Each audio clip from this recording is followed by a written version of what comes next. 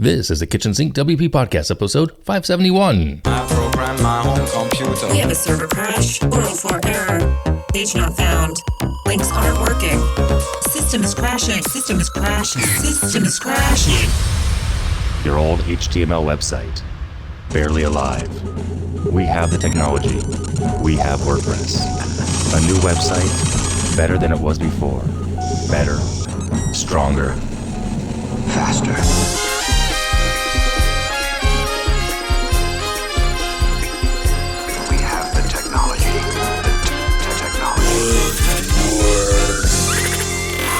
Why, hello everybody, this is Adam Silvey, host of the Kitchen Sink WP Podcast. Thanks for being here. Let's get started. All right, upcoming events. There are none next weekend. No WordCamps. Bummer. All right, moving on. Segment one, in the news. One thing to talk about here that I see, maybe two, I think just one. Anyway, A2 Hosting has officially been acquired by the World Host Group.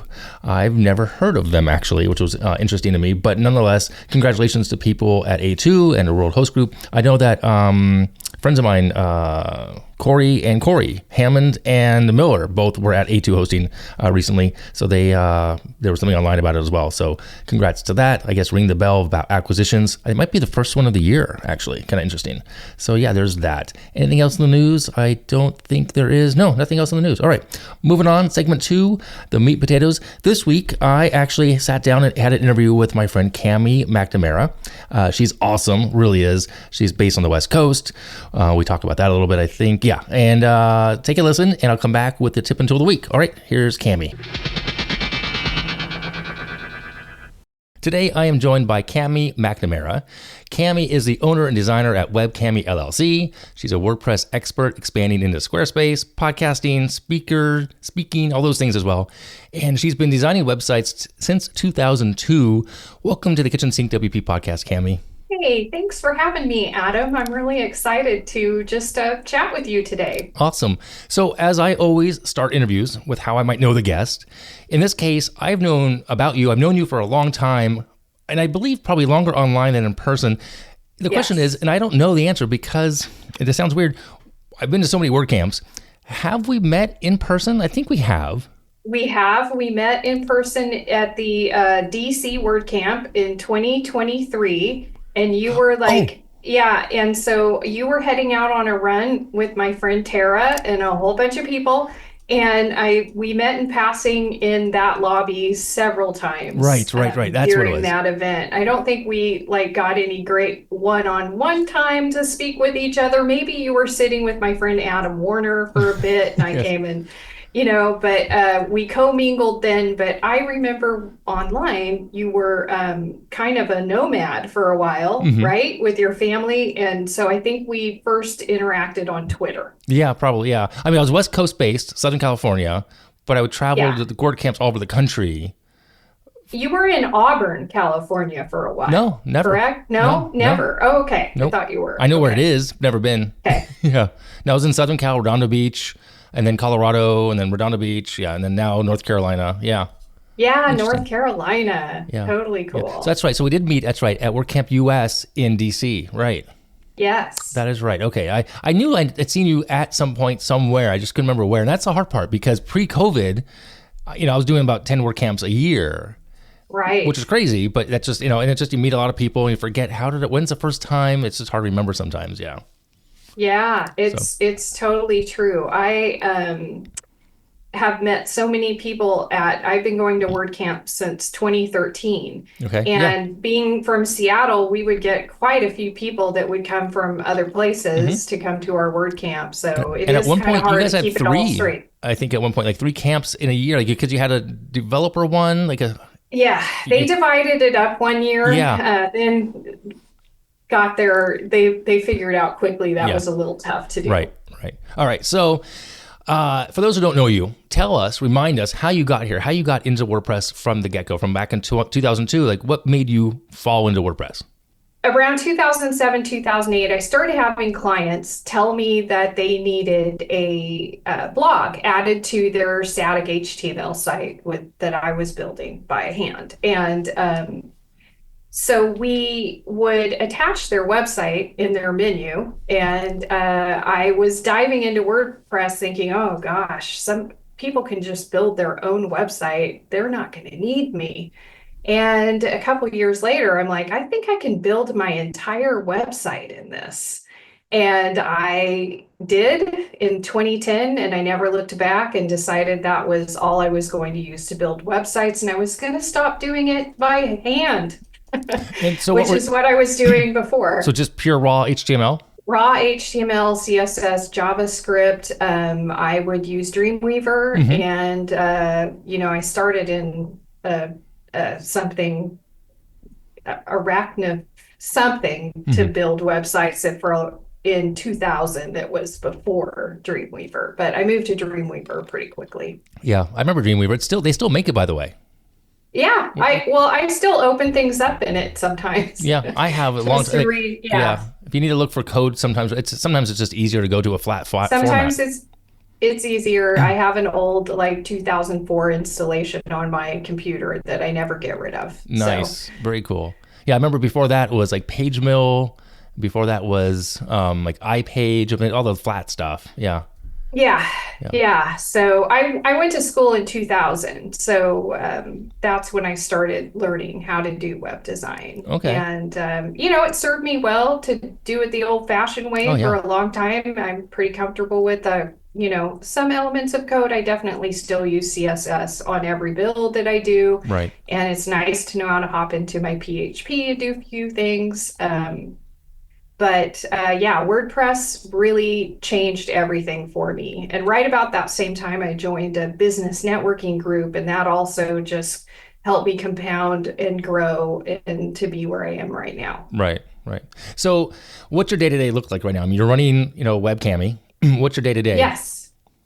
Well, I have about 200 sites in my care plan. So wow. My day-to-day is I usually am starting with that every Monday. I tend to have about 12 to 15 websites in process in redesign or new designs at any given time. And I time block my day. So every day is a little bit different, but I have to operate a very structured day because I am a solopreneur and it is just me with every hat on. So on top of it, I have been doing a newsletter for Web Designer Habits I'm on my second year now. I've dabbled in podcasting. I'm on my second year of that. And so I'm busy all the time. Right. And if I don't really tighten my day, I end up working all the time, including weekends, nights, everything. It's funny you say that. So actually my next question was literally the fact that I checked out some of your social media. We follow each other on Twitter, X, but I went a little deeper recently for preparation of this podcast episode. And I noticed that you are a time blocker and a Pomodoro user. And yes. For timing. Yeah. What were you doing before that? And then how did that come to be? Well, okay. So this is a good story. I was just sort of winging it. I had a, paper notebook. I'm in BNI. I am starting to pick up a lot of traction in getting referrals. I had 44 website builds or redesigns in progress at one time. It was the worst month of my business because I didn't have time to do any sort of billing at all. Right. Like it was the worst month I ever had. I wanted to cry all the time. I didn't have a care plan in place and all of those good things. And I hired somebody to help me. So I hired two people, a marketing coach, and I also hired an organizer. Mm-hmm. And between the two of them, they helped me get my systems in place. I started reading every book I could about time blocking, running my business management, and all of that. And I also started taking online courses. So in 2017, I took Troy Dean's WP Elevation course. About a year later, I took Jennifer Bourne's Profitable Project Plan, which was very helpful. And like right now, even though I've been doing this for 20 plus years, I am a member of Josh Hall's group because, you can never stop learning and never stop trying to fine tune your business practices. Right. Yeah. I mean, holding yourself accountable is hard as a solopreneur. Having some investment, having a coach. Coaches need coaches sometimes, and business owners need support. And we are currently reconnected in Slack on the Business of WordPress Slack group for the accountability of the 12-week year. Yes, I love that. And I did that with Renee Morosowicz a couple years ago, and she really helped me. She coached me. I took a little course from her. Yeah. And, I love that. Yeah, it's really good to just have friends that can help you be accountable, which is kind of why I started my newsletter and sharing the habits that I've formed over the years, just to have other people to be accountable with me. I was going to actually say on the newsletter, because it's funny how you mention these things, literally in the order of the things I wanted to talk to you about. So on the newsletter, technically, I remember seeing that you put that out just about the same time I started my little side hustle, because that's my thing, is I do all these little ideas, mine being silly little goals. And then you did yours, which I am an avid reader of. And I get your emails. I always forget I have to check that email manually because I don't have it come to my inbox. I check it the webmail. Yeah. And I see your notes, and I appreciate that. But I was thinking at first, I'm like, dang it, she went that. I'm like, but it's funny. A lot of smart people have similar ideas at the same time. It's just going to happen. Right. But ours are similar idea, but yours is focused on designers and web. Mine is just more silly, if life you will. Goals. Life goals. Yes. Bigger. Well, yeah. I would say they're not silly. I think they're wonderful. Like sometimes, just telling me to try a new recipe or do something like that. I really appreciate it. But it is, we have the same kind of focus in that it's a tiny habit. Mm-hmm. It's a tiny, it's something that isn't, overwhelming to think about usually. And I think busy people need small wins. Right. And especially just in life in general. Right. I agree. So kind of circling back to the time blocking, the Pomodoros and clock and keeping time and focus, how do you manage that? Like as far as your time blocking, do you use a certain calendar, an app, or a task I use Google. Yeah, I use Google Calendar, and I have all of my time blocks color coded. I spoke twice at WordCamp. It was one of those things that was a big fear that I wanted to conquer, and I did that, and that's what I spoke about was time blocking. And so I color code everything. My calendar's up all day. But I also, in fact, it's visible right now on my screen. I take notes in Google Drive. They match my time blocks. So I'm putting the notes in the time slots. And I'm also giving myself a grade for how well I stuck to my time slot for that time frame. If it, after week, if I'm failing at a certain time block, then it's time to reevaluate how I have them structured. Right. Have you ever joined or been a part of a mastermind? I haven't. Oh, no. Interesting. I mean, yeah. I mean, I'm in a B&I group, right? And I have my own little online community, so I just haven't had time to add more to that. But you've done the tangential things. You've hired coaches in the past. Yes. And you pay for one now, which is great. I mean, you have that accountability. Whereas the mastermind, sometimes, I mean, I was in one with Renee, I've been with one with Tara, etc. It's that accountability to check in every week, kind of thing. Yeah. And to brainstorm and to get support and ideation, help with fleshing things out, the hot seat kind of thing. I have, I have our 12-week year task in my Basecamp, sending me a reminder every Monday to do the update, and also the reminder to work on my task every week. Yeah, and for those who are just listening on this, you said in the Slack, Renee gave you permission to just do one thing, which I completely disagree with. I'm mad at you. No, I'm kidding. I'm joking. So you have the one thing that you're working on. I have way too many things, and that's okay because I'm learning from this process. Like this first 12-week stint, if you will, is interesting to me because I'm not doing great, but it's also indicative that maybe I have too many things. Yeah, my one thing has like 8 steps. Okay. So it isn't but I only check off. I have 2 checks to make. Right. Like, and having just that visual of not having a bunch of checks helps me make it through, and it makes it a little easier. And granted, mine is only taking me about an hour to an hour and a half a week to complete what I want to do. And that is the advantage of narrowing it down. Yeah, mine is definitely based on the sheet that we got from Tara as far as an outline. It took me about 3 or 4 days to get my head wrapped around each column.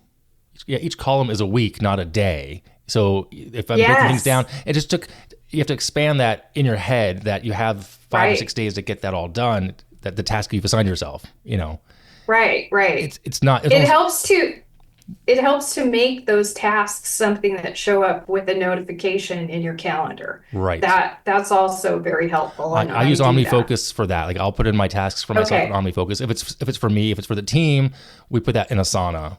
So, same kind of thing. Oh, I okay, assign it. great. Yeah. Great. So I want to move on to the next question for you. You mentioned earlier that you have the podcast, withCami podcast. When did you start that, and why, and how's that going? Well, so I started it to help me be more comfortable on podcasts Okay. and to be a more comfortable speaker. Mm-hmm. So I was terrified to do speaking, and with some encouragement from many of my friends like Adam Warner and Michelle Frechette and some other folks locally, I wanted to practice speaking. So my first year of my podcast, I was just reading blog posts that other people wrote or that I wrote myself. So it was more like an audiobook. Okay. And it sounds easy, but it was really hard and time consuming. And but I kind of got more comfortable this season, which I just started in January. I'm just reiterating what my weekly habit is. And instead of having a script, I'm sort of just free flowing, but I'm still not interviewing people. So it makes it a whole lot easier. Yeah. Yeah. The only problem with interviews, I find interviews actually easier because you're doing, like, the person I'm talking to is, it's interaction versus me doing all the research, write it out, figure out what I'm going to say. But if someone cancels, is always the problem. Scheduling you got to wing it. Scheduling is the problem because if something happens, I have to come up with a backup topic. I mean, I have usually a list of topics. My whiteboard in the downstairs office has my weeks ahead if I need it, so it's not a big deal. But I am trying to do more interviews this year, specifically just to have less stress of what it is. So maybe one every 4 to 6 weeks instead of, one every 4 to 6 months. Right. Well, I have to say at the end of podcasting last year, I was so relieved that it was over because, I never missed a week. I stayed on schedule, but I was tired by the end. So I took several months off before I restarted. And my goal is just to make this a very easy, less stressful. They're only like 6 minutes long. Yeah. But to keep my skills up. Right. You never know what's going to come down the road. Mine's been going every week. Haven't missed a week since I started. Good for you. I don't have the oldest podcast of WordPress. I think technically Dustin Hartzer is older. It's still active, but I am currently the longest running consecutive podcast. At this episode, your episode will be episode 571. So I've never missed a week. Wow. Yeah. Yeah, that's a lot. See, I'm on episode 57 in my life, and that feels like a ton. Yeah. And then I also did the other podcast with Kyle Maurer. We did 2 years worth of the Get Options podcast. And that was a lot of fun. Well, but then we scheduled, because he had all these kids pop up, and scheduling became more of a difficult issue. So we finally called it on that one. So, all right. Yeah, Bob Dunn is the person who first introduced me to this medium. Yeah, so. Bob's been around for a long time. I need to have him on the show. That'd be a good one as well. Yeah. Yeah. Well, I'm talking to him tomorrow. I'll tell him. That's awesome. Mention that I'm going to reach out. So yeah, you can go ahead. Okay, I will. Yeah. I will. So I don't want to take up too much more time of yours, but I have three more questions, but two deeper ones. First and foremost, if someone were to ask you about getting into web development design now, what advice would you give them? Well, my first advice would be, even though you can do things without code, learn some code, because it will open so many doors to making sure that building websites is less of a frustration for you, because you'll be able to understand what's happening behind the scenes and, make some visual changes that you want to have. I would say, make sure you're learning some good visual display techniques. And you can do free training online at LinkedIn Learning through your library. Right. And that's probably, I was doing lynda.com before she was, when she had textbooks. And, I met her back at when I went to school. Macworld conference. Oh, how cool. Yeah. Anyway, so it's a great way to learn some background skills. So don't just use the tool you're using to build websites, understand how to build websites underneath. Okay. Solid advice. That would be it. number one. Yeah. What else? Give me one more. don't grow too fast. Like, don't think that you have to become a giant agency. I have resisted that my entire career, and I've still been very successful. If that's not the right fit for you, you shouldn't feel pushed to always grow, grow, grow. You can grow in other ways and still grow your business without taking on a lot of debt or a lot of extra stress. Right. If that's suitable for you. If you gung ho, go for it. Yeah. But not book. everybody is. There's a great book on that concept called The Company of One. Oh, yeah, I've read that. Yeah. It's a good book on that one. I believe Tara told me to read that years ago. Yeah. So. All right, second to last question. Since you did your first design in 2002, it's been 23 years. What would you tell your 25-year-old self about that experience and getting into this? Well, I think I was a little older than 25, but I would tell myself that I'm making the best decision of my life because I'm going to love going to work every day, and I'm going to still love doing it 25 years from now. I'm going to know everybody in my community because I do a lot of outreach in my community and join the chamber. And I would just tell myself that I'm picking the right thing for my career. Nice. Very cool. Solid. Yeah. I like it. All right. Last question. Well, yeah, as I asked you before we started recording, the 3 tools people like to know that what developers, designers, business owners use. What are your 3 tools that you use on a day-to-day basis you kind of can't live without? Okay, so ManageWP is number 1 because it's the biggest money-making tool that I have in terms of managing websites and selling care plans. And for anybody starting out, do not start your care plan business. Start it out of the gate because people need your services, and it's a valuable service to offer. For me, I use Beaver Builder to build websites. I love Beaver Builder. I love the company and the people who run the company. I think that they're solid. I get great support from them. Mm-hmm. My clients love using Beaver Builder, and they understand it better than any of the other page builders I've ever introduced them to. So that empowers me to empower them to do some things on their own, which allows me to have more clients. And I just think it's a great tool. And then my third one is a brand new one. It's Basecamp, which has been around forever. Yeah. And I've had clients and other people work me into their Basecamp years and years ago, and it was way more expensive. And they've made it so it's only $15 a month for a solopreneur to use it for unlimited projects. Oh, wow. So I've been devoting a lot of time in the last couple of months in getting it all set up. And it's part of my 12-week year that I'm doing. Okay. And I'm absolutely loving it. And I think it's going to be a good long-term project management tool. Yeah. Which I've been searching for forever. Yeah, we went with Asana just because I think at the time Basecamp was so expensive for what I needed. It was like $100 a month. Or if you had a bunch of team members, It was even more. So now it's like $15 a person, or you can go with their enterprise level at like $300 if you had a big company. But it's just me. I'm everything. Right. So I can have my clients come in as guests at no cost. Right. So you might want to check it out. Yeah. Yeah. Yeah. So you're all set. It worked. You pick the tools you need. There's always a shiny new object. And that's what I've noticed not to get stuck doing anymore, Yeah. I agree. I basically, I'm still using Google Tasks is probably, one of the main things I run everything through, but it's nice to have that overall project management tool. Right. And for years, I've been looking for the right solution. So I think I found it. Yeah. And I think, it's the right solution for you right now. That's all that matters. If I hope you get what you want done, great. Right. Right. So awesome. Last question. Where can people find you if they want to reach out? They can find me on Bluesky, withCami. I'm withCami everywhere, but I'm most active on Bluesky right now. Okay. And webdesignerhabits.com. If somebody wants to get my newsletter, that's where to go.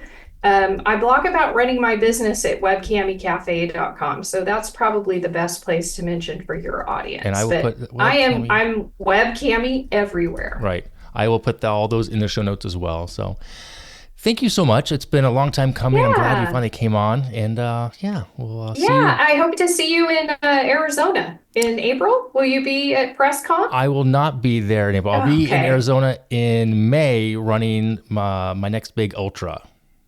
Oh, awesome. Yeah. Well, I hope for cool weather for you. I hope it's not 110. No. But I'm not going to PressConf unless the company wants to reach out and sponsor me. Right now, I'm in between pivoting a bit, as you know. We'll see what happens. Yeah, but, exactly. Well, hopefully Portland in August, perhaps. That was a really great time this year, well, except for that one thing, but it was really a great time.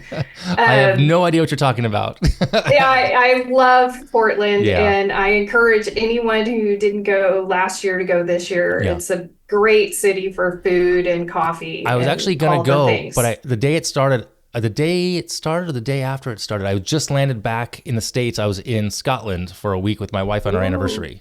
And it would have been a very long day. Happy anniversary. Pop over. Yeah. So that was when that happened. So I opted Was Scotland. it a big anniversary? 26. Okay. That's pretty good. Yeah. Yeah. Yeah. That's a good one to make a overseas. Well, we did 25. We did Ireland. She's a flight attendant, so we kind of can pick and choose these days and go places. Oh, nice. Yeah. So. Okay, great. So. Cool. Well, thank you so much again for your time, and we'll see you when we see you, and hopefully soon. Okay, sounds good. Okay, thanks. Thank you. Bye-bye. And thanks again, Cami, for being on the podcast. It was great getting to talk to you. And actually, we talked a little bit longer even after I hit stop on the recording of the show, just about life and stuff, and families and parents and children. Yeah. Anyway, she's amazing. So go check her out over online at withCami everywhere. So that takes me to the segment 3 tip until the week, which is one more thing regarding the Cami. I'm going to recommend her newsletter email subscription thing. It's free. Web Designer Habits. It's over at webcamicafe.com. It's called Daily Habits for New Web Designers. Check it out. Sign up. Get her information. She's really quite knowledgeable about all things in this realm. So there you go. That's the tip of the week. All right, I'm going to wrap it up. If you have any questions, go ahead, send it in via email, adam@KitchensinkWP.com, or use a SpeakPipe function on the website. If you want to become a Patreon and support me, you can do that. You can also buy me a coffee. If you want to sponsor the show, there's a form on the website. Fill that out. I'll get back to you, and we'll go from there. That's it. Thanks for listening. See you next week. Now go out and do some awesome things with WordPress. All right. Bye-bye.